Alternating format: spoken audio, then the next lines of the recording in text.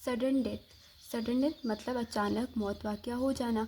अब जो डॉक्टर होता है ना, वो कॉन्फिडेंटली नहीं कह सकता कि उसकी मरने की वजह ये हो सकती है, क्योंकि ना ही उसको हिस्ट्री ऑफ इलनेस पता है, ना उसको उसके क्लिनिकल सिम्टम्स पता थे। ठीक है, इसके लिए हम क्या कराते हैं, हम ऑटोप्सी एग्जामिनेशन करते हैं। उससे हमें पता चलता है कि इसकी डेथ नेचुरल थी या अननेचुरल थी। 80% लोग हैं ना, उनमें नेचुरल डेथ होती है। ठीक है, जो मेन का डेथ रेशियो है वो ज़्यादा होता है देन वुमेन, क्योंकि कुरान पाक में भी है ना कि आखिर में जो मर्द की तादाद है वो कम रह जाएगी और औरतों की तादाद जो है वो ज़्यादा होगी।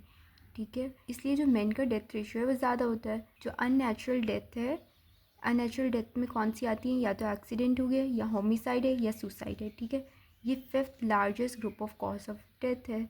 जो मर्द होते हैं ना, वो टेंशन को बर्दाश्त नहीं कर सकते, इस वजह से जो ग्रेटर परसेंटेज होती है ना नेचुरल डेथ की कॉजेज़ की, वो कार्डियोवास्कुलर सिस्टम की इन्वॉल्वमेंट होती है।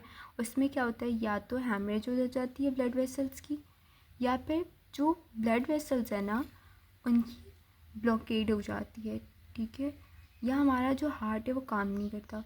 देखो, जब हमारा दिल काम नहीं करेगा तो जो वेसल्स हैं उनमें क्लॉट बनना शुरू हो जाएंगे, वो पेरिफेरल वेसल्स को ब्लॉक करवाना शुरू कर देंगे। ठीक है, अब क्या होता है, जो हैमरेज है ना उसका एक्सटेंट डिपेंड करता है 2 फैक्टर्स पे, कि जो वेसल्स है उसकी साइज़ क्या है और जिस एरिया में ब्लड एक्यूमुलेट होगा वो कितनी ज़्यादा कैपेबल है कि वो ब्लड को टॉलरेट कर सके। जैसे देखो, अगर वेसल्स जो हैं वो बहुत छोटी छोटी सी हैं तो इतना ज़्यादा जो है वो अफेक्ट नहीं होगा, और अगर जो कैविटी है वो क्रेनियल और पेरिकार्डियल कैविटी है ना, तो बहुत ज़्यादा लीथल इफेक्ट आएंगे जब उसमें ब्लड आ जाएगा। ठीक है, अब जो पेरिफेरल ब्लॉकेज हो रही है ना ब्लड वेसल्स की, ये 3 फैक्टर्स पे डिपेंड करती है कि जो ऑब्स्ट्रक्शन हो रही है वो किस जगह पे हो रही है। ठीक है, और वो कहाँ की सप्लाई को ब्लॉक करवा रही है और इसका मेथड ऑफ ऑक्यूलेशन क्या है।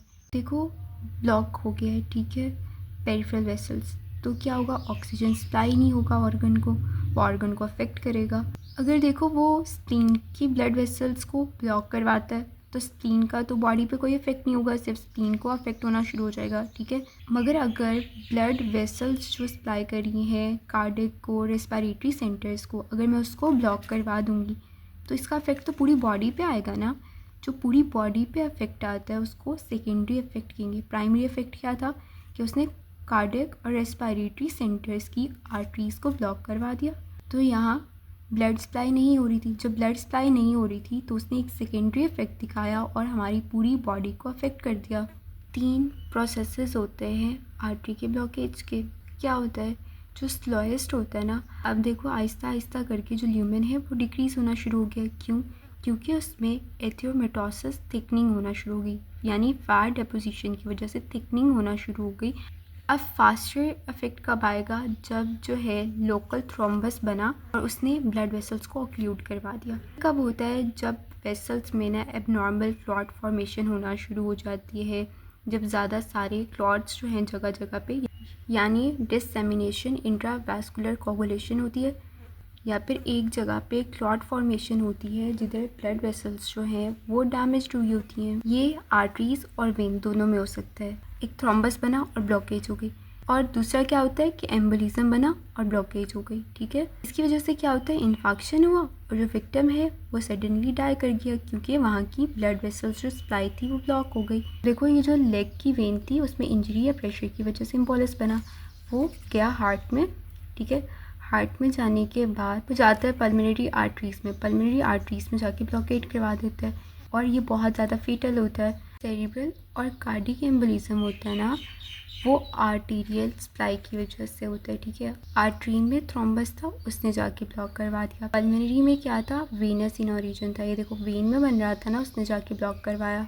ये ना जो नेचुरल सडन डेथ होती है उसके सारे कॉजेज़ को समराइज़ किया हुआ है, की वजह से ज़्यादा होती है ना, वो है कार्डियोवास्कुलर सिस्टम। हार्ट पे क्या होता है कि कॉर्नरी आर्टरी डिजीज़ हुई, यानी जो कॉर्नरी आर्टरीज़ होती है ना उनकी ब्लॉकेज हो गई है, तो तब ये होगा जो हार्ट है वो अपना फंक्शन जो है परफॉर्म नहीं कर पाएगा, या हाइपरटेंसिव हार्ट डिजीज़ होगी तब, या एओर्टिक स्टेनोसिस होगी। ठीक है, जब स्टेनोसिस हो जाएगी तब भी तो ये होगा ना, या मायोकार्डियोपैथीज, ठीक है, जो हार्ट की डिजीज़ हैं इसमें आएंगी। इसके बाद है ग्रेटर ब्लड वेसल्स का हम पढ़ के आ गए हैं, या उसमें फैट डेपोजिशंस वेसल्स में हो रही हैं जो उसके ल्यूमेन को डिक्रीज़ करवा रही हैं, ठीक है, जैसे एथ्रोमेटोसिस या डाइसेक्टिंग एन्यूरिज्म, ठीक है। जो सेकंड कॉज है जिसकी वजह से ज़्यादा डेथ होती है वो होते हैं नर्वस सिस्टम में क्या होता है, सब एरेक्नॉइड या सेरिब्रल हैमरेज हो जाता है, ठीक है। और क्या होता है, एपिलेप्सी की वजह से उसकी डेथ हो गई।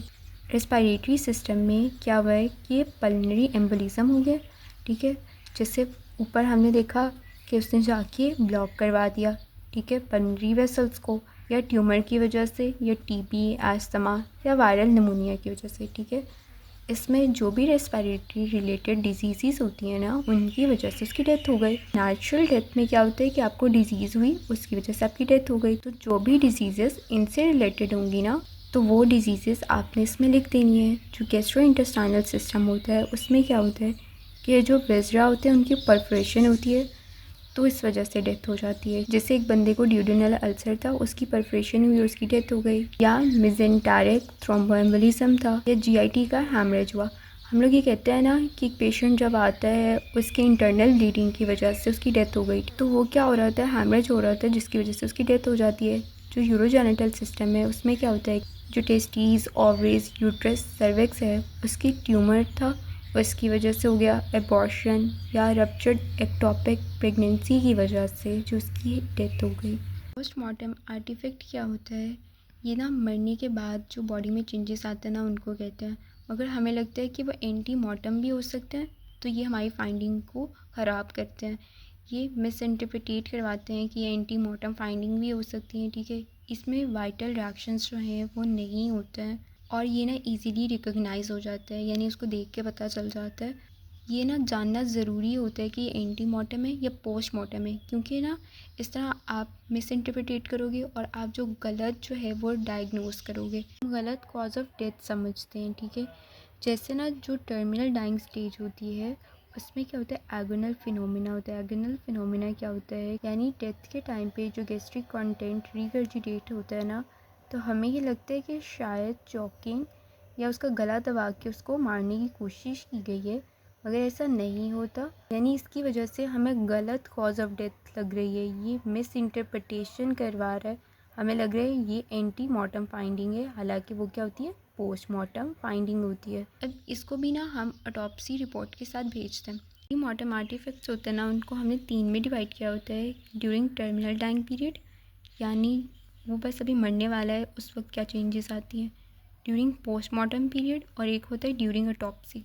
जैसे देखो कि जब इंसान मर रहा होता है ना, टर्मिनल डाइंग पीरियड में होता है, जो इसमें चेंजेस आती हैं at the time of death, उसको कहते हैं एगोनल फिनोमिना। जैसे उसमें देखो जितना भी गैस्ट्रिक कंटेंट था उसकी रिगर्जिटेशन हुई, ठीक है, तो आपको लगा कि हो सकता है उसका गला दबा के उसको मारने की कोशिश की गई हो, चॉकिंग के थ्रू उसको मारने की कोशिश की गई हो। जैसे रेसिक्वेशन, आपने उसको मरने से बचाने के लिए सीपीआर दिया, तो क्या हुआ, उसकी जो रिब्स और स्टर्नम है वो फ्रैक्चर हो गई। या फिर उसको इंजेक्शन दिया, तो इंजेक्शन मार्क्स हों लिम्ब पे, नेक पे, चेस्ट पे, तो ये पता चल रहा हो कि शायद वो एडिक्शन करता था। ये सारे कॉजेज़ थे वायलेंस के। या ब्रूस था उसकी चेस्ट की स्किन पे, या उसके हार्ट पे ब्रूस था। अब ना पोस्टमार्टम पीरियड में क्या चेंजेस आती हैं, सिचुएशनल। उसने ना बहुत ज़्यादा टाइट कॉलर वाली शर्ट पहनी हुई थी, जिस वजह से उसकी नेक पे सूडो ग्रूव आ गया। तो आपको क्या लगा कि ये लाइगेटर मार्क है, उसको जो रस्सी से मारने की कोशिश की गई है। हैंडलिंग, जो उसका ऑसिपिटल रीजन है उस पर फॉल्स ब्रूस आ सकता है, जिससे आपको लग सकता है कि हेड इंजरी उसको हुई थी, और उसकी जो सर्विकल स्पाइन है उनका फ्रैक्चर हो जाए, या उसके शोल्डर और हिप जॉइंट है उसकी डिसलोकेशन हो जाए। डिकम्पोजिशन में क्या होता है कि अगर ब्लॉटमेंट हुई होती है ना, तो आपको ये लगता है कि शायद उसको ओबेसिटी थी, या उसके माउथ और नोज़ से ब्लडी फ्लूइड आ रहा होता है, तो आपको लगता है कि शायद उसको पॉइजन देके मारने की कोशिश की गई है। और क्या होता है, हाइपोस्टैटिक या लोकलाइज्ड डिस्कलराइजेशन होती है, तो आपको लगता है ब्रूसिंग हुई है, ठीक है। या फिर और क्या होता है, डिकम्पोजिशन में एयर बबल्स बनते हैं। एयर बबल्स जो बने हैं उसने वेसल्स को जो है ब्लॉक करवा दिया, राइट हार्ट को ब्लॉक करवा दिया, तो आपको लगता है कि एयर एम्बोलिज्म की वजह से उसकी डेथ हुई है। जो एसिडिक कंटेंट है उसकी वजह से जो उसकी स्टमक वॉल है ना वो रप्चर्ड हो गई है। तो आपको ये लगेगा शायद हो सकता है बहुत ज़्यादा अग्रेसिव पॉइजनिंग की वजह से उसकी डेथ हो गई है, ठीक है। इस तरह ये जो सारे हैं ना वो हमारी रीडिंग्स को अफेक्ट करते हैं। ये जो है ये असल कॉज नहीं होती, मगर हमें लगता है कि ये वजह हो सकती है, मगर ये उसकी मरने की वजह नहीं होती है, ठीक है। इसलिए इनको आइडेंटिफाई करना ज़रूरी है कि ये पहले हुआ है या मरने के बाद हुआ है। और जैसे देखो जो फेशियल स्किन है ना उसकी श्रिंकेज हो जाती है, ठीक है। तो हमें लगता है कि हेयर ग्रोथ हुई है। जैसे ना एक डेड बॉडी है, उसने ना 4 दिन पहले शेव की थी, क्योंकि फेशियल श्रिंकेज हुई है तो उसके बहुत ज़्यादा हेयर ग्रोथ हो गया। नहीं, बिल्कुल नहीं समझना कि उसने काफ़ी टाइम से जो है वो शेव नहीं की।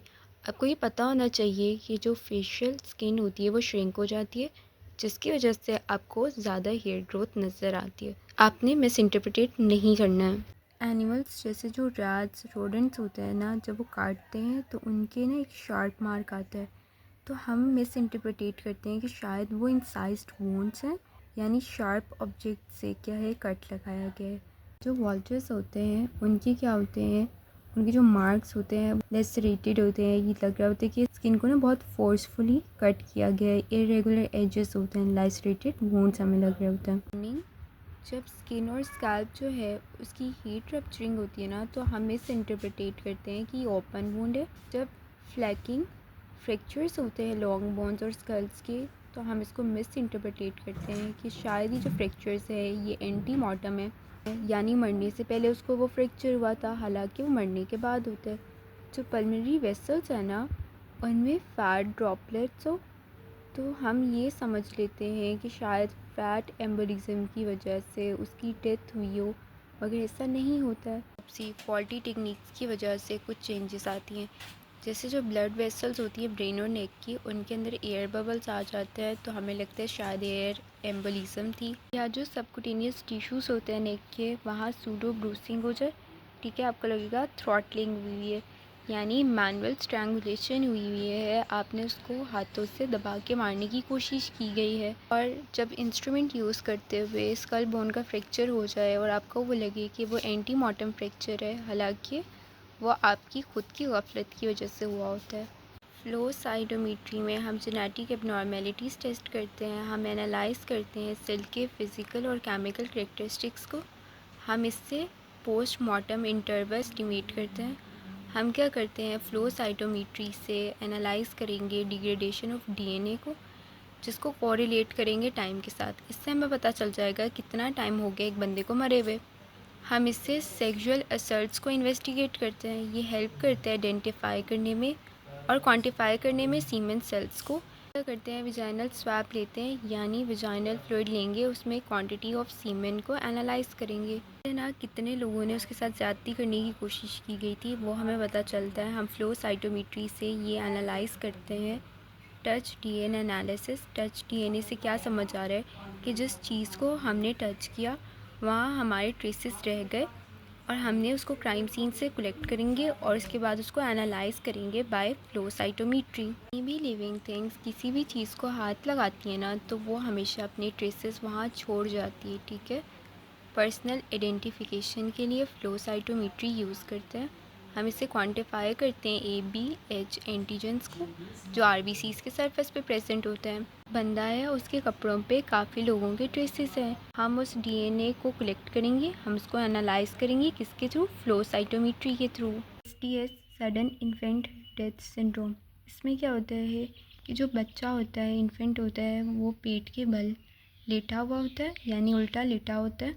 तब क्या होता है, लाइफ थ्रेटनिंग इवेंट जो है वो शुरू होता है। एस्फेक्सिया होना शुरू हो जाता है, उसको सही से सांस नहीं आ रहा होता है, जिसकी वजह से जो ऑक्सीजन है वो ब्रेन तक कम जाती है, तो ब्रेन हाइपोपर्फ्यूजन होती है, जिसकी वजह से वो नींद से उठ नहीं पाता। फेलियर ऑफ एरोसल होता है। जो ये एस्फेक्सिया ना वो प्रोग्रेसिव होना शुरू हो जाता है, बहुत ज़्यादा होता होता जाता है और क्या करवाता है, हाइपोक्सिक कोमा करवा देता है, क्योंकि ऑक्सीजन सप्लाई जब नहीं होगी तो कोमा कॉज होगा। उसको ब्रेडिकार्डिया होना शुरू हो जाएगा, गैस्पिंग होगी, अल्टीमेटली उसकी डेथ हो जाएगी। तो फिजिकल फाइंडिंग क्या होती है, इंट्राथोरेसिक पिक्टिया होता है, यानी स्मॉल पिन पॉइंट हेमरेज होता है, जिससे लंग्स में पल्मोनरी कंजेशन होता है, यानी पल्मोनरी डिस्ट्रेस होता है, एडिमा होता है, और माइल्ड इन्फ्लेमेशन होती है रेस्पिरेटरी ट्रैक्ट में।